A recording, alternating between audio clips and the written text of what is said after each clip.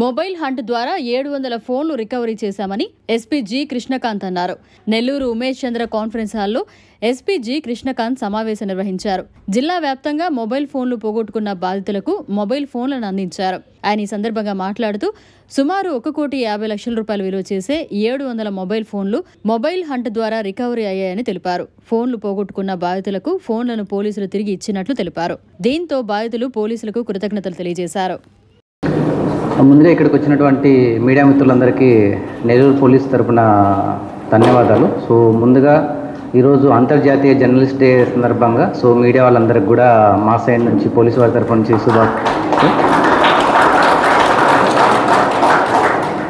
Any other department మాదిరే జర్నలిస్టులు కూడా వాళ్ళ లైఫ్ని యాక్చువల్గా పణంగా పెట్టి ఏదైనా డీప్ ఇంటీరియర్ ప్లేసెస్లో కూడా బయట ప్రపంచానికి తెలియని వాటిని కూడా వాళ్ళు బయటికి విషయాలను తీసుకొచ్చేసి కొన్ని తెగలు ఏవైతే ఉంటే వాటికి సంబంధించి కూడా అడ్వెంచర్స్ చేసి కూడా వాళ్ళ లైఫ్ని ప్రాణంగా పెట్టుకు చేశారు. At the same time floods అప్పుడు కానీ ఏదైనా ఎమర్జెన్సీ సిచ్యువేషన్స్లో కూడా వాళ్ళ లైఫ్ను రిస్క్ చేసి మరి మనకు ప్రపంచానికి ఏదైతే న్యూస్ అనేది ఉంటుందో వాళ్ళు ప్రొవైడ్ చేస్తారు. కాబట్టి ఈరోజు ఎవరైతే అలా వాళ్ళ లైఫ్స్ని చేశారో ప్రాణంగా పెట్టి ఈరోజు మనకి ఇన్ఫర్మేషన్ అంతా మనకి ఇస్తున్నారు. వాళ్ళందరికీ కూడా మన సైడ్ నుంచి first of all police department నుంచి మేము ఈరోజు ఇంటర్నేషనల్ డే సందర్భంగా తెలుపుతున్నాను.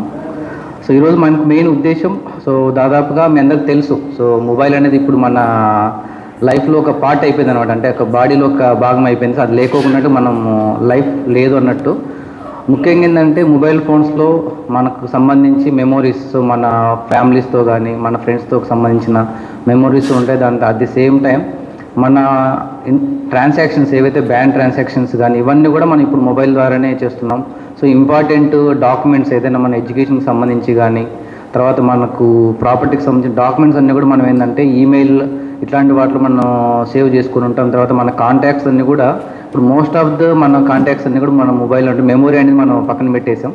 కాంటాక్ట్స్ సేవ్ చేసుకుని ఉంటాం. కాబట్టి ఎవరైనా కూడా మొబైల్ లాస్ అయిందంటే ఆల్మోస్ట్ వాళ్ళకి సంబంధించిన డేటా అంతా వాళ్ళకి వెళ్ళిపోతుంది. కాబట్టి మనకి ఏదైతే ఈ మొబైల్ హంట్ ప్రోగ్రామ్ ద్వారా ఎవరైతే బాధితులు వాళ్ళు మొబైల్ ఫోన్స్ లాస్ చేసుకుంటారో వాళ్ళకి మళ్ళా తిరిగి ఇచ్చేది ఈ మొబైల్ హంట్ ప్రోగ్రామ్. ఇప్పటిదాకా మనం దాదాపుగా ఈరోజు మనం దాదాపు 700 మొబైల్స్ మనం రికవర్ చేయడం జరిగింది. 8 విడతల్లో దాదాపు 3,000 సెల్ ఫోన్స్ మనం యాక్చువల్గా రికవర్ చేయడం జరిగింది.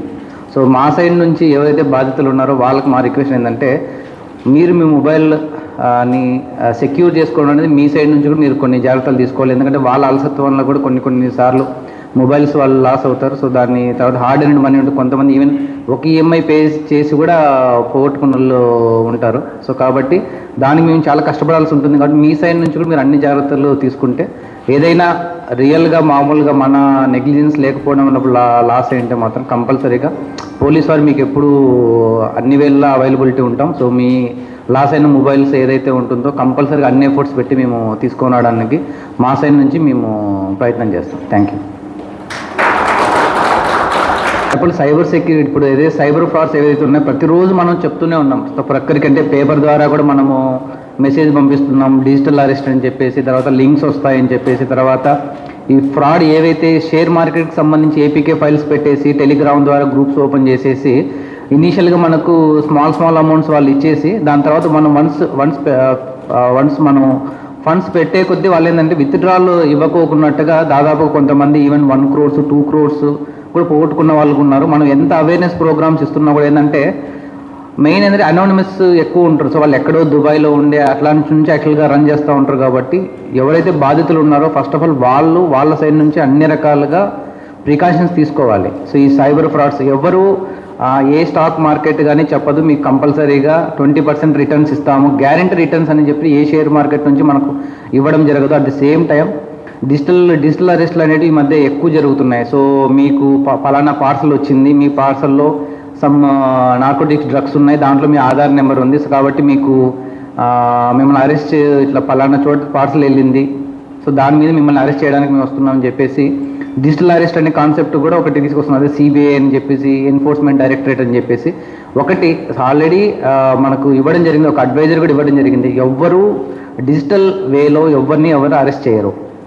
సో ఏదైనా ఉన్నా కూడా లోకల్ పోలీస్, ఒకవేళ సిబిఐ అరెస్ట్ చేయాలన్నా, ఎన్ఫోర్స్మెంట్ డైరెక్టర్ అరెస్ట్ చేయాలన్నా కూడా లోకల్ పోలీస్ యొక్క అసిస్టెన్స్ తీసుకొని ఫిజికల్గానే వచ్చి అరెస్ట్ చేస్తారు తప్ప నుంచి ఎవరిని డిజిటల్ అరెస్ట్ అనే కాన్సెప్ట్ అనేది లేదు. కాబట్టి అలాంటిది ఏదైనా వచ్చిందంటే ఇమ్మీడియట్గా లోకల్ పోలీస్కి మీరు సమాచారం ఇచ్చారనుకోండి, మీ విలువైనది ఏదైతే హార్డ్ అండ్ మనీ ఉందో అది మీరు పోగొట్టుకోవడానికి ఛాన్సెస్ చాలా తక్కువ ఉంటాయి. సో డిజిటల్ అరెస్ట్ అనేది కాన్సెప్టే లేదు. ఎవరైనా కూడా ఎనీ సెంట్రల్ ఏజెన్సీ వచ్చినా కూడా కంపల్సరీగా లోకల్ పోలీస్ యొక్క అసిస్టెన్స్ తీసుకొనే వాళ్ళని అరెస్ట్ చేయాల్సి ఉంటుంది. కాబట్టి ఇది మేము కంపల్సరీగా ప్రతిరోజు పంపిస్తుంది. ఈవెన్ చాలా బాగా చదువుకొని ఎడ్యుకేటెడ్ ఉన్న వాళ్ళు కూడా ఈ గ్రీడీ అనేది ఒకటి దానివల్ల ఏంటంటే తక్కువ టైంలో ఎక్కువ డబ్బులు సంపాదించాలని ఒక గ్రీడీ దానివల్ల కూడా చాలామంది క్రోర్స్ ఆఫ్ రూపీస్ లాస్ అవుతున్నారు. అది ఏంటి, ఎర్నింగ్ చేసే క్రమంలో వాళ్ళ దగ్గర ఉన్న డబ్బులే కాకున్నట్టుగా రిలేటివ్స్ దగ్గర నుంచి డబ్బులు తీసుకోవడం, ఫ్రెండ్స్ దగ్గర నుంచి డబ్బులు తీసుకొని క్రోర్స్ ఆఫ్ రూపీస్ ఇన్వెస్ట్మెంట్ చేసిన దాని తర్వాత ఆల్మోస్ట్ 1.5 crores 2 crores పెట్టిన తర్వాత విత్డ్రాల్ ఆప్షన్ రానప్పుడు మన దగ్గరకు వస్తున్నారు. సో ఇనీషియల్ టైమ్స్లోనే మీరు వచ్చినట్లయితే ఏదైనా మనం చేయడానికి ఉంటుంది. కానీ క్రోర్స్ ఆఫ్ రూపీస్ వెళ్ళిపోసిన తర్వాత ఏవైతే మ్యూల్ అకౌంట్స్ అయితే ఏవైతే ఉంటాయో వాళ్ళని మనము వెతుక్కుంటూ వెళ్ళి అక్కడ ఎవరు ఉంటారంటే చిన్న చిన్న మ్యాన్స్ అండ్ వర్క్లు, బెగ్గర్స్, వాళ్ళ డేటా, వాళ్ళ ఆధార్ కార్డు తీసుకుని వాళ్ళు అకౌంట్స్ ఓపెన్ చేస్తారు.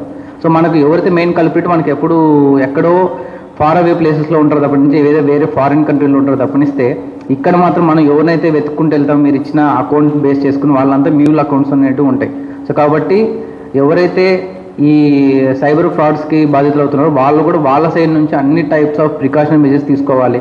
ఏదైనా బ్యాంక్ నుంచి సడన్గా కాల్ చేసి మీ అకౌంట్ బ్లాక్ చేస్తున్నామని చెప్పారు అనుకోండి, బ్లాక్ చేస్తున్నామంటే బ్లాక్ చేయనివ్వండి.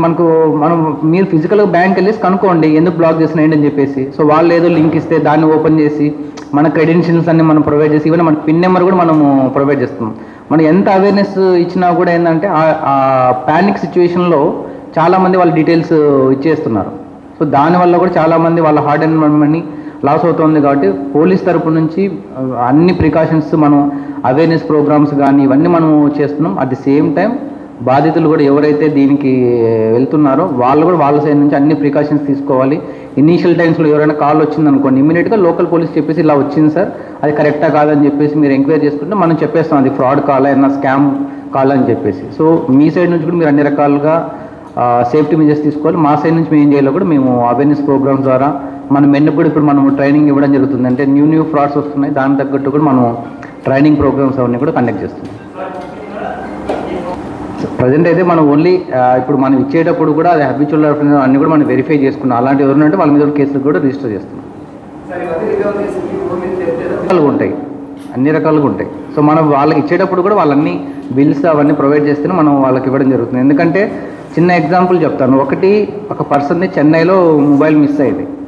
సో చెన్నైలో మొబైల్ మిస్ అయితే మా ఫ్రెండ్ కాల్ చేసి ఇట్లా మా ఫ్రెండ్ మొబైల్ మిస్ అయింది, మనకి ఏమైనా దొరికే ఛాన్సెస్ ఉన్నాయని చెప్పేసి. బట్ ఎక్కడ చెన్నైలో మిస్ అయ్యేది నేను అప్పుడు కర్నూలు ఎక్స్ప్లెయిన్ చేస్తున్నాను. సో ఛాన్సెస్ చాలా తక్కువ అని చెప్పింది. బట్ అది ఆఫ్టర్ 2 months అది డోన్లో దొరికింది. ఆ మొబైల్ డోన్లో IMEI నెంబర్ చెక్ చేపిస్తే ఆ మొబైల్ డోన్ నెంబర్లో దొరికింది. మేము మళ్ళీ మా పోలీసుని మనం పంపించేసి దాన్ని డిప్లాయ్ చేసి తెప్పించేస్తే చెన్నై నుంచి అతనికి మనం హ్యాండ్ ఓవర్ చేసాం. సో కాబట్టి ఎక్కడి నుంచో అనేది కాదు, ఈ బేస్డ్ IMEI నెంబర్ బేస్ చేసుకుని మనం యాక్చువల్గా ట్రాక్ చేయొచ్చు. Good morning all of you. Sir నా పేరు రేవతి, నేను నెల్లూరు మున్సిపల్ కార్పొరేషన్లో జూనియర్ రెస్టారెంట్గా వర్క్ చేస్తున్నాను. సార్ మా అన్నయ్య మొబైల్ రీసెంట్గా పోయింది, ఐఫోను. చాలా ఇష్టపడి తీసిచ్చాడు తను నాకు. ఫోన్ మిస్ అవ్వడం వల్ల చాలా ప్రాబ్లమ్స్ ఫేస్ చేశాను. ఆన్లైన్లో క్లాసెస్ వినలేకపోయాను, చాలా ప్రాబ్లం అయింది.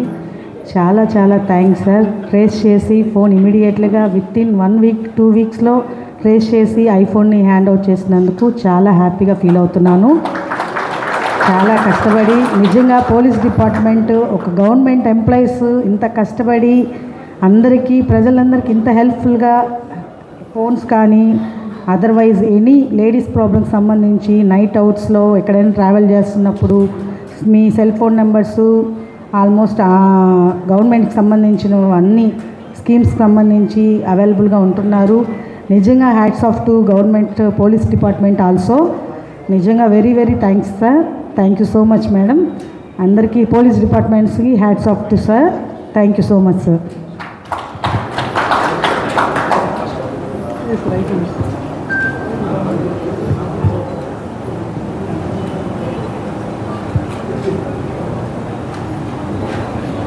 Good morning sir. నేను గవర్నమెంట్ హాస్పిటల్లో వ్యాక్సినేషన్కి సంబంధించిన సూపర్వైజర్గా వర్క్ చేస్తున్నాను సార్. మా అబ్బాయి ఫోన్ ఇటీవల పోగొట్టుకున్నాడు సార్. పక్క రోజు ఇంటర్వ్యూ ఉంది. ఫోన్ పోయిన దానివల్ల చాలా లాస్ అయ్యాం సార్. సార్ వాళ్ళు శ్రమ ఓడ్చి ఇంత కష్టపడి ఈ ఫోన్ని ఛేదించి మళ్ళీ మాకు నిన్న కాల్ చేశారు ఇక్కడికి రమ్మని. అదే కాకుండా ఈ సార్ వాళ్ళతోటే నాకు చాలా అనుబంధం ఉంది. వ్యాక్సినేషన్ కోవిడ్ అప్పుడు నేను వ్యాక్సినేషన్కి ఇక్కడ సార్ వాళ్ళందరికీ సప్లై ఇచ్చి వేయించాను.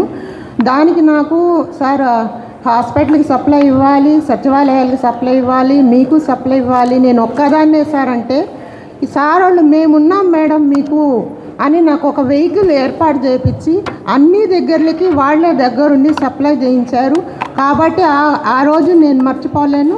ఇక్కడ మనకి ధనుంజయ్ సార్ అని ఉన్నారు ఒక సారు. ఆ సార్ కూడా చాలా సపోర్ట్ ఇచ్చారు మాకు. ఆ సమయంలో ఇంట్లో వాళ్ళు ఎలా మాకు హెల్ప్ఫుల్గా ఉంటారో నాతో అలాగే వాళ్ళు ఉండి నా డ్యూటీని సక్రమంగా నిర్వహించేదానికి వాళ్ళు నాకు సహాయ సహకారాలు అందించారు సార్. కాబట్టి నేను ఆ రోజుని ఎప్పటికీ మర్చిపోలేను. అలాంటి కోవిడ్ రోజులు ఇంకెప్పుడు రాకూడదు సార్ అని నేను మనస్ఫూర్తిగా కోరుకుంటున్నాను సార్. మాది నెల్లూరు ప్రకాశం బార్డర్ ఉలవపాడు.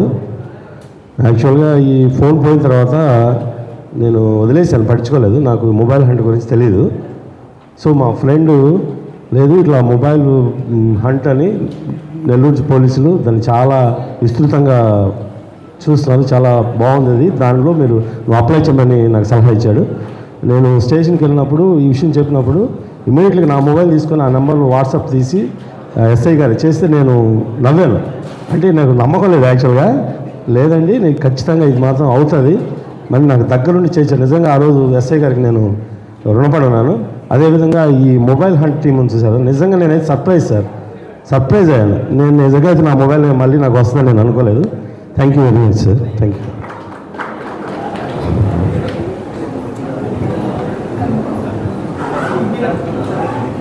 మరిన్ని అప్డేట్స్ కోసం మన HN9 టీవీ ఛానల్ని సబ్స్క్రైబ్ చేసుకోండి.